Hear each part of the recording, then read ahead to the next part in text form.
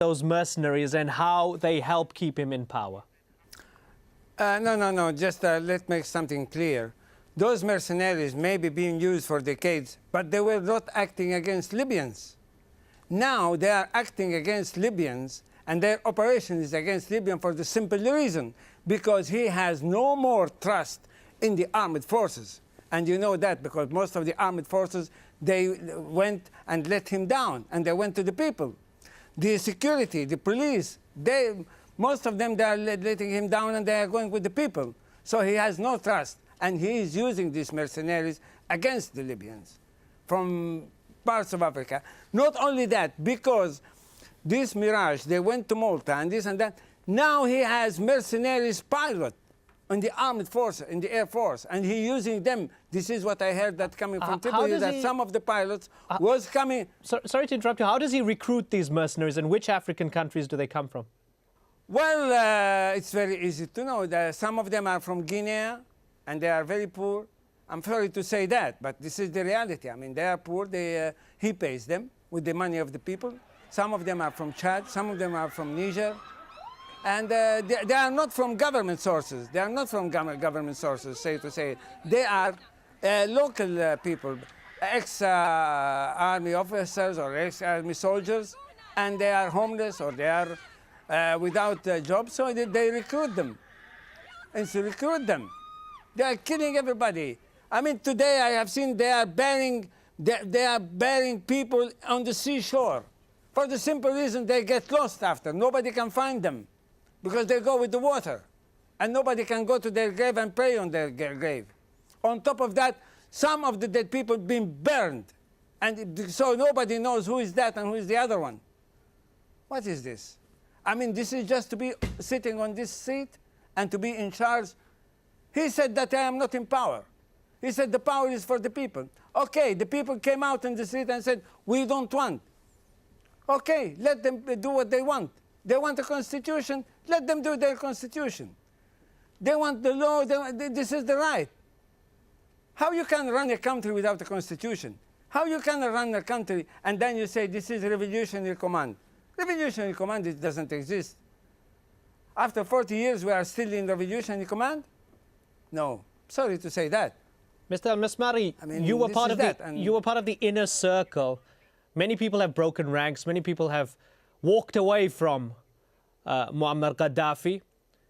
But his sons, particularly Saif al-Islam, we heard from him, his sons are holding firm to their father's leadership. Tell us about the relationship between the sons and their father. Well, you know, sometimes they are with and some against. Even the brothers in themselves, don't agree to each other. I know that. They don't agree to each other. And yesterday, I have seen the circle around him. I haven't seen the officers of the security around him, which I know. They were not there. The others, which they were in civilian, they are employees. They are from the cabinet. The only one in uniform was his son, Saadi. That's all. But where is Ma'asem Billah? Where is Saif al-Islam? Where is Hannibal? Where is Khamis? I haven't seen. Unless they are in the operation rooms, this is something else. But believe me, I mean, there is no trust in the armed force. Now he's saying that he's sending around the officers in the free officers to the tribes. The tribes does not accept anyone. They don't accept even the chief of tribes because they are fed up. Okay, they are tired. Let's ask Muhammad Ali Abdullah about that. What do you think? Do you think that the tribes don't trust any of them, as Mr. Al-Masmari said? No, of course. I mean, the wall of trust is broken a long time ago. I mean, when you see this kind of bloodshed and this kind of brutality, right now the tribes are made up of people. They're made up of Libyans. They're made up of humans who have a conscience. And the tribal bond in Libya goes way beyond Muammar al-Gaddafi. And that kind of bond overwhelms any kind of directive given by someone just because they're going to try to use force or try to manipulate or try to buy off someone. The tribal leaders in Libya, the real true tribal leaders in Libya have been marginalized. Gaddafi, that was one of the first things, in addition to the armed forces, as mentioned, he's marginalized them. He has basically scaled down their ability to be able to be effective within the society, within Libya. This is part of his mentality. He cannot accept that anyone else can be anywhere near his level of power. Therefore, anything that's within his level of influence, it has to be marginalized, including tribal leaders. Right now, within the Libyan society, there's what we call the real tribal leaders, the pure tribal leaders, the historical tribal leaders that have the wisdom and the ability to lead their people. And then you have the tribal leaders who are the puppets of Gaddafi and his regime in the past. And this is the two factions. Right now, both, okay, for different reasons, have pretty much left Gaddafi on his own because they're not willing to see that kind of brutality done on their own people, hence him having to rely on his own sons who are basically fighting for their lives for survival and on the mercenaries. And I think the decision to bring in mercenaries was basically the killer factor for him, for Gaddafi and his regime, because based on all the international laws, bringing in mercenaries to kill your own people that you're supposed to be protecting, no country is going to protect him. He has nowhere to go right now. I want to go back to Nouri al-Mismari and talk about the Green Book.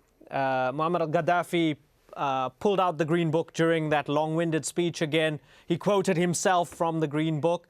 I wonder, to what extent, you know the man personally, to what extent is he actually ideological? Or was this all merely rhetoric of a man who would do anything to stay in power? Well, the Green Book, it's there, but has been implemented. Has it been implemented? It's never been implemented. It's like, we have a small story says that there was a sheikh, imam in the mosque, and he was saying, please do this and that, give to the poor people, give to the money, give the poor people to eat, just like that. Then he has his daughter-in-law. She found a piece of rag that her father-in-law was using it when he goes back home. And there was a poor man came to the house and was asking for charity. So she gave it to him. After when her father-in-law came back and said to her, where is that rag I am using? She said to him, well, I gave it to a poor man. He said, why you did it? I need it.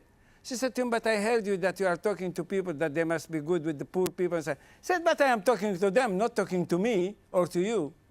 So the Green Book is for the others, not for him.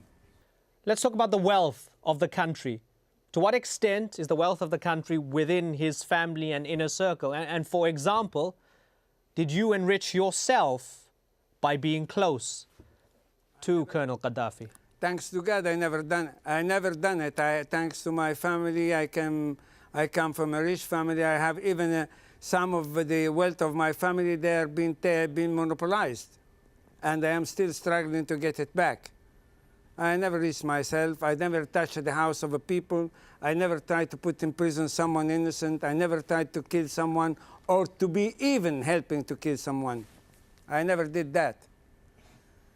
Muhammad Ali Abdullah, let's talk about the prospect of civil war. Gaddafi seems intent to fight to the death. You've got protesters in Benghazi and elsewhere who are also intent on fighting